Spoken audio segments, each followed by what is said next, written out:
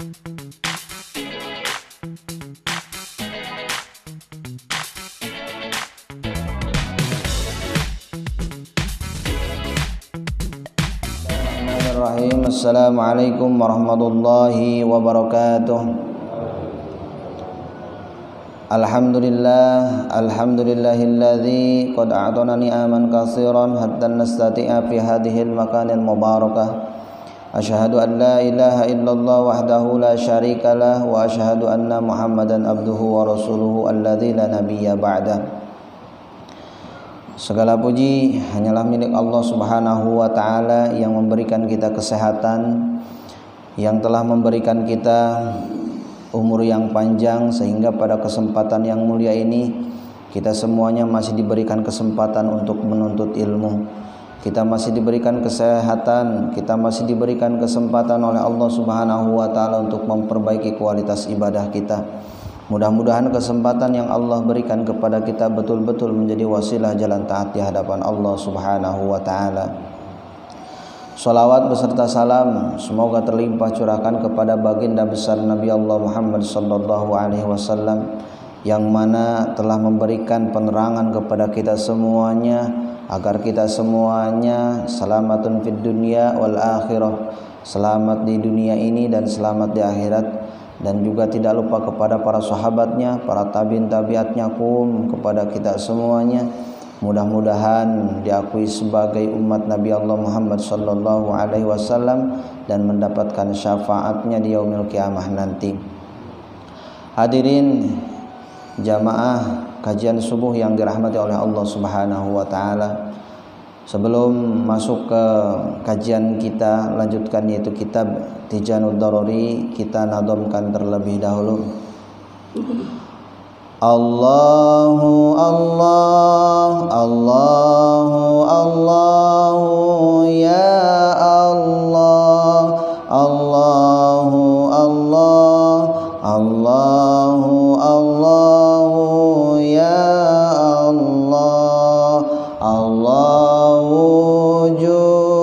kidam baqa mukhallafatu lil hawadisi qiyamuhu binafsihi wahdaniyat qudrat iradat ilmun hayan sama basar kalam qadiran muridan aliman hayan sami'an basiran mutakaliman.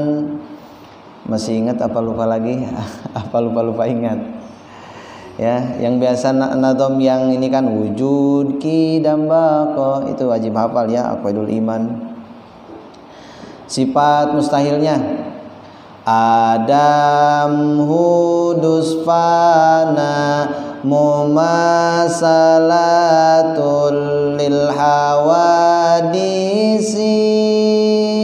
ihtiyajul li ghairi ta'adud ajzun karaha jahlun mautun samamun umyun bukmun ajizan mukraha jahilan mayitan asama amma abkama. Masih ingat Pak? Halo? Masih ingat apa lupa ingat? Ya? Lupa ingat ya? Lupa tidak ingat, jangan Pak. Nanti kita hafalkan kembali nih. Nanti saya coba bawakan selembarannya. Wajib itu aqwaidul iman. Ya, untuk dihafal, wajib akli namanya. Nah, hadirin jamaah kajian subuh yang dirahmati oleh Allah Subhanahu wa taala. Kita akan lanjutkan kajian kita pada kesempatan pagi hari ini. Bismillahirrahmanirrahim. Wa yajibu dan wajib fi haqqi ta'ala, di haknya Allah Subhanahu wa taala, al-iradatu, yaitu sifat iradat. Sebagaimana yang telah kita pelajari bersama bahwa sifat wajib di Allah itu ada 20. Wajib di sini adalah wajib akli. Jadi akal itu wajib menerimanya. Wajib menerimanya dengan sifat-sifat yang ada di zatnya Allah Subhanahu wa ta'ala.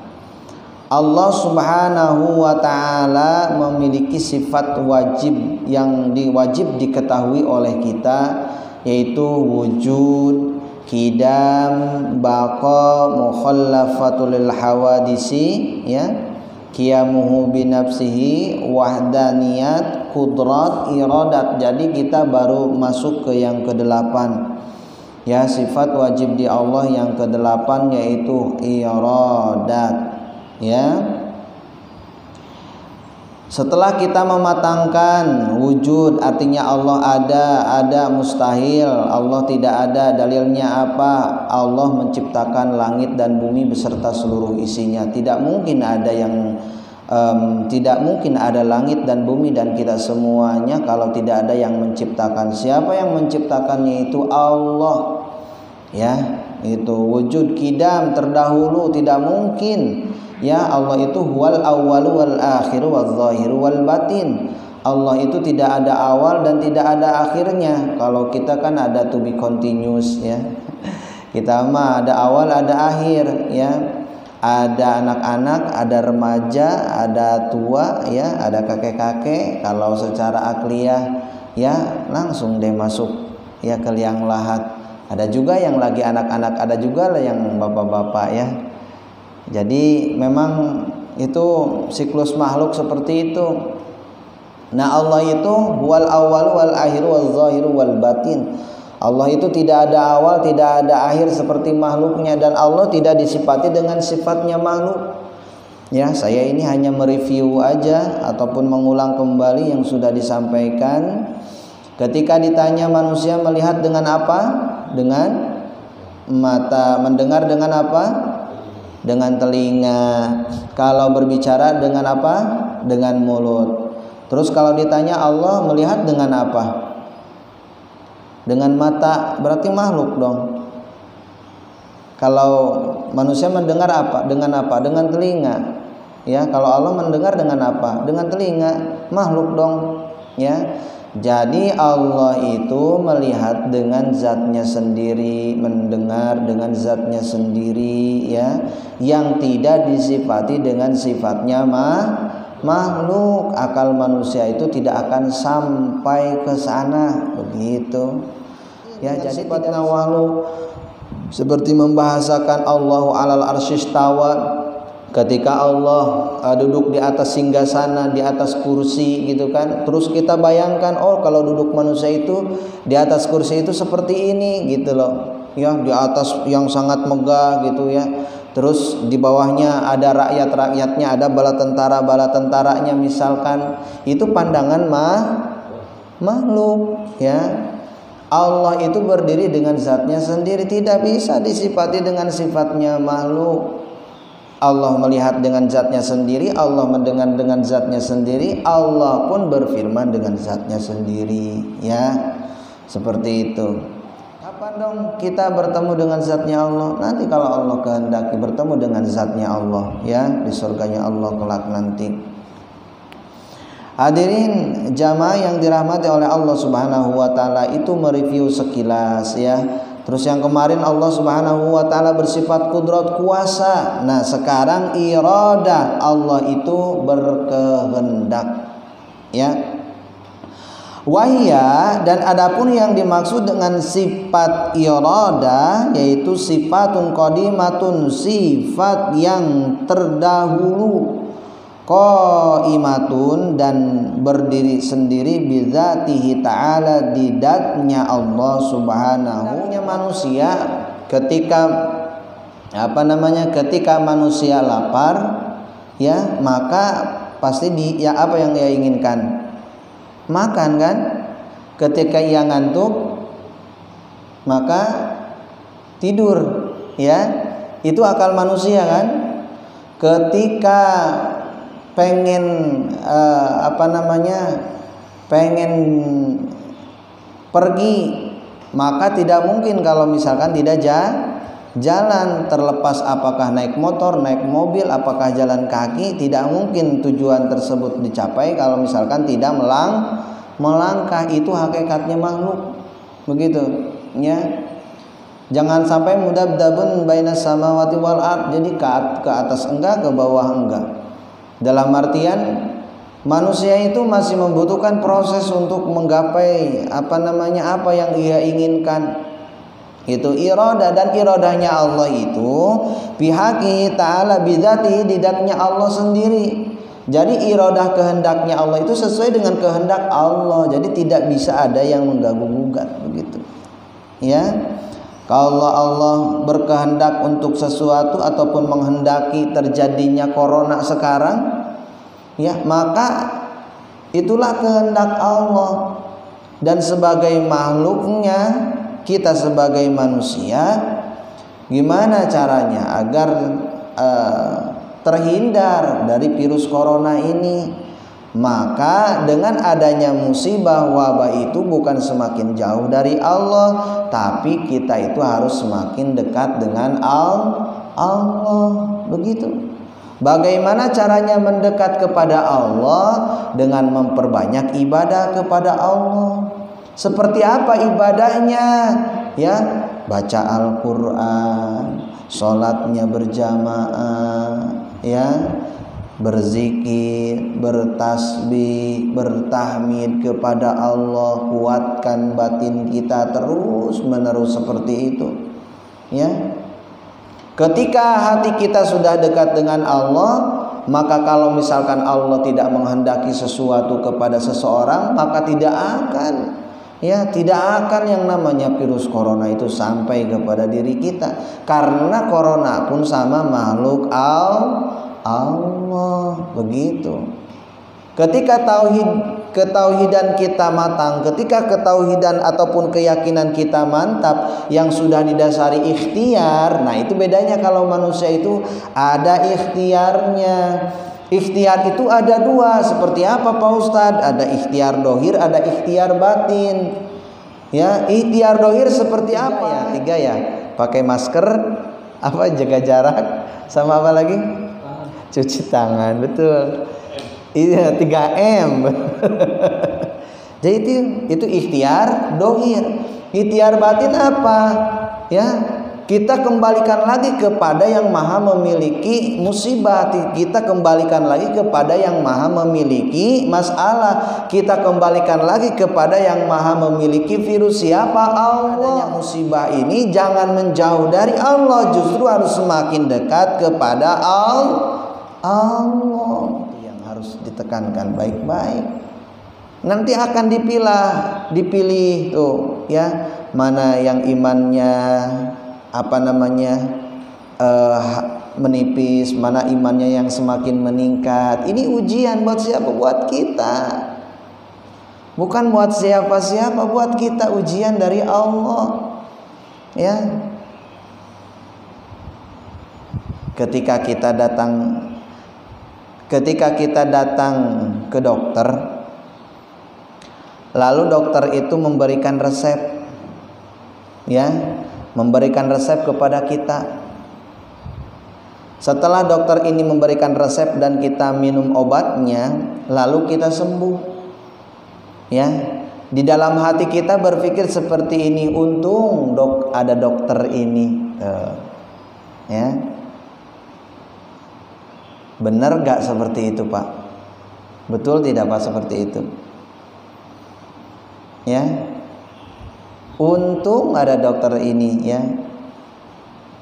Betul nggak secara ketauhidan? Kurang tepat Pak. Karena hakikatnya itu hanya sebagai wasilah kita, ikhtiar dohir kita. Pada hakikatnya yang menyembuhkan itu adalah Allah. Itu.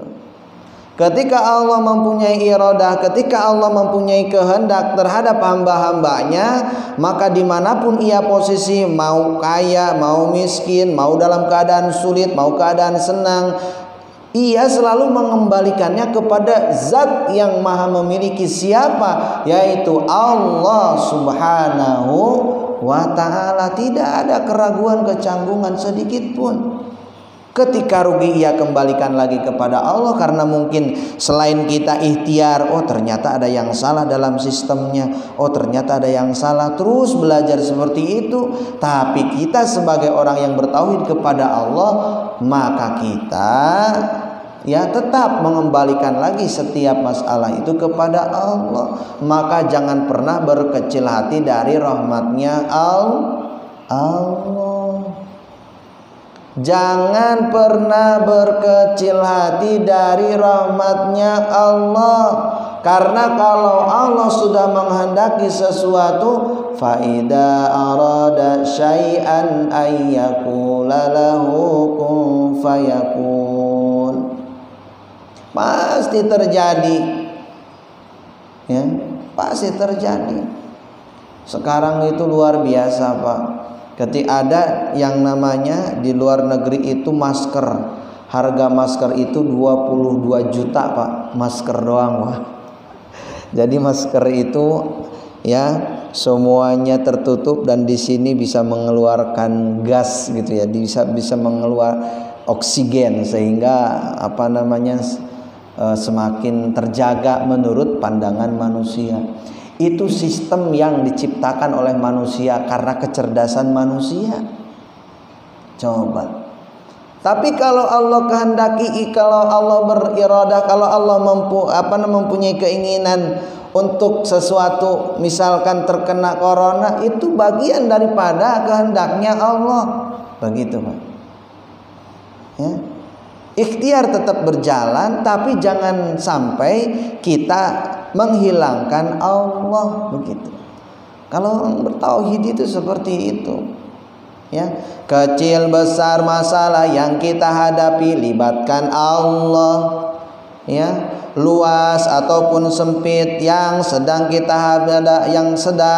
hadapi, maka jangan sampai tidak kita melibatkan Allah, begitu. Ya, ini penting. Wahya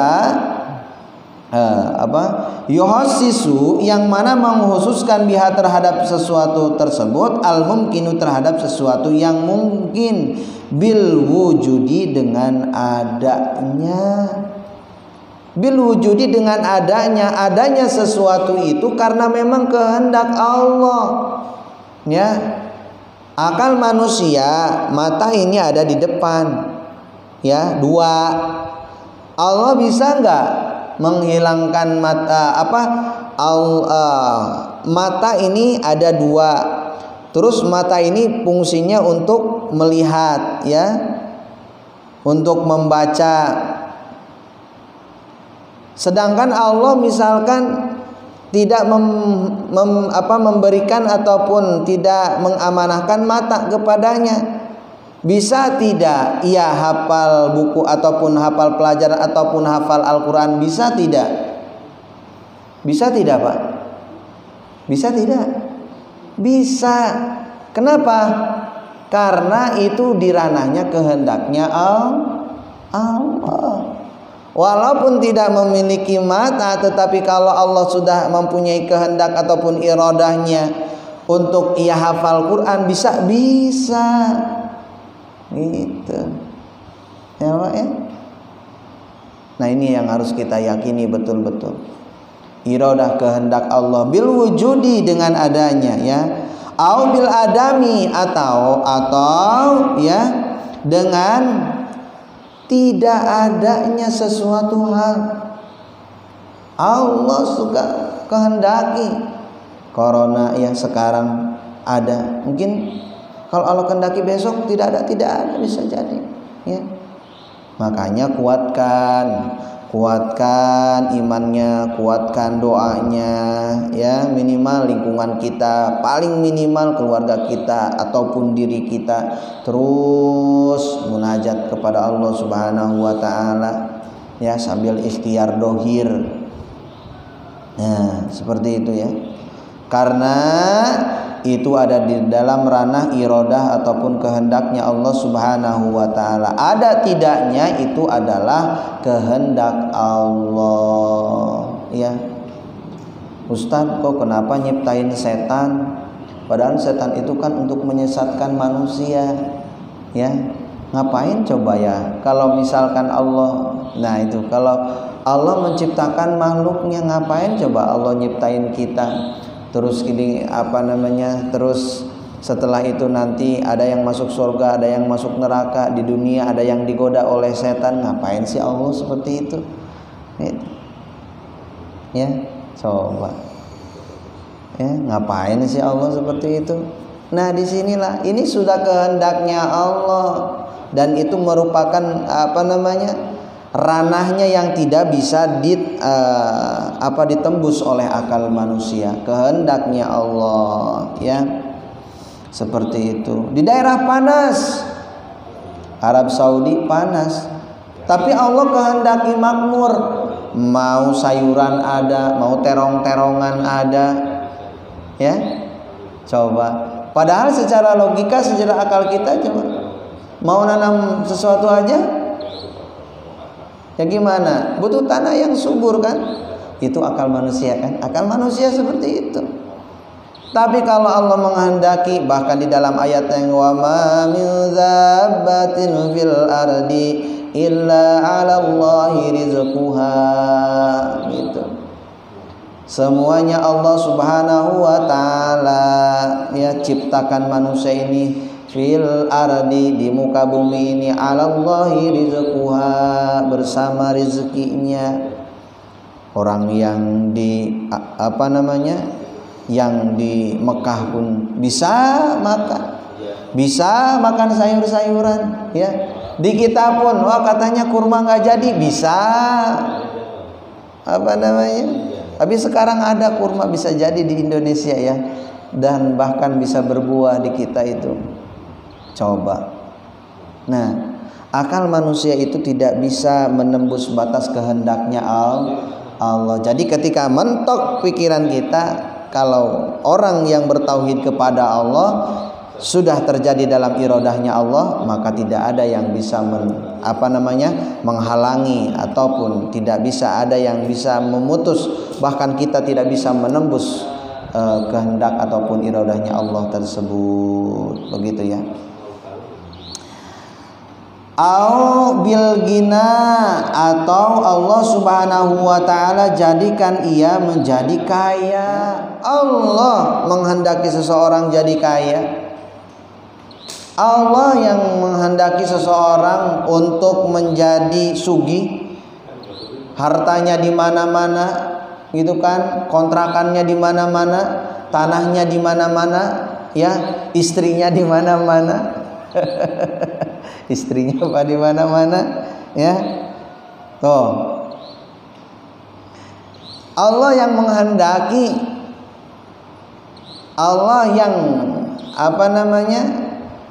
menghendaki sesuatu itu kepada seseorang. Namun apakah dengan yang Allah berikan itu ia semakin dekat dengan Allah, apakah ia semakin jauh dari Allah?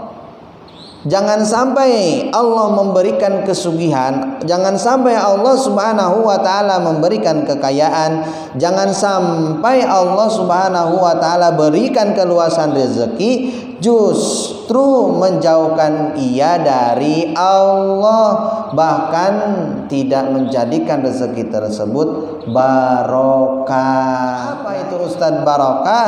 Ziyadatul khair, tambah kebaikan. Ketika Allah berikan kesugihan, ketika Allah berikan keluasan rezeki, ketika Allah Subhanahu wa taala limpahkan keluasan rezekinya kepada kita ataupun rezeki yang melimpah, maka ketika apa yang Allah anugerahkan itu betul-betul menjadi wasilah jalan taat di hadapan Allah, maka hal tersebut menjadi rezeki yang barokah. Bagaimana Ustaz cara agar rezeki kita menjadi barokah? Maka kalau sudah mencapai nisab, jangan sampai tidak kita untuk mengeluarkan zakat. Itu ya, keluarkan zakatnya, keluarkan infak dan sodakohnya. Tong pelit-pelit merepet jahe buntut kasiran. Ustadz, ya saya pengen sekali bersodakoh tetapi saya tidak memiliki harta. Rasulullah menyampaikan tuh Islam itu indah ya. Man lahu malun falyatasaddaq bil mal. Engkau memiliki harta, falyatasaddaq bil mal, maka bersedekahlah dengan hartamu. Wa man lahu ilmun falyatasaddaq bil ilmi. Engkau tidak memiliki harta tetapi memiliki ilmu, falyatasaddaq bil ilmi, maka bersedekahlah dengan ilmumu. Wa man lahu halun, engkau tidak memiliki harta, engkau tidak memiliki ilmu tapi engkau memiliki tenaga, engkau memiliki kekuatan, engkau memiliki kekuasaan, falyatasaddaq bil hal, maka bersedekahlah dengan tenagamu, dengan kekuatanmu, dengan jabatanmu. Begitu ya. Nah, jadi penting ketika Allah Subhanahu wa taala jadikan bil ghina, Allah Subhanahu wa taala jadikan rezeki yang melimpah kepada kita, maka jangan lupa itu merupakan iradahnya Allah ya. Bahkan dijelaskan di dalam Al-Qur'an itu juga ada dua ujian. Ujian kesenangan dan ujian kepayahan. Ujian kesenangan kuncinya satu, yaitu apa? Syukur kepada Allah. Kalau ujian kepayahan kuncinya satu, yaitu sabar kepada Allah. Sabar terhadap apa yang Allah ujikan kepada kita. Seperti itu ya, dua ujian tersebut ya. Tapi manusia terkadang lalai dengan ujian kesenangan. Biasanya lalai ya, biasanya. Tapi mudah-mudahan kita selalu ada dalam bimbingan Allah ya. Au bil gina, au bil fakri, atau Allah Subhanahu wa taala jadikan fakir ya. Ya hari ini ya ada di mana-mana, ternyata besok Allah kehendaki aja gitu ya. Saya diambil harta kita, diambil anak kita, diambil istri kita misalkan ya, dan kita tinggal sendiri ya.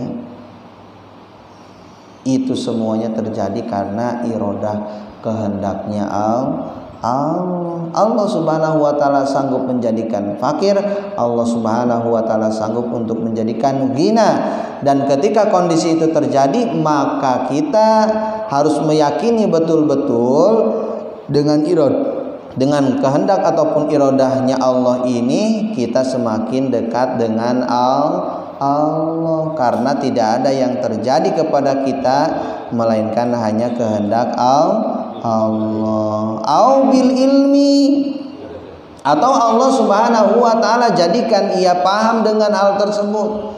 Sekarang nih ya, misalkan terjadi virus corona, terus ternyata kita karena saking tekunnya menemukan sebuah resep yang bisa menyembuhkan penyakit corona. Bisa tidak? Bisa.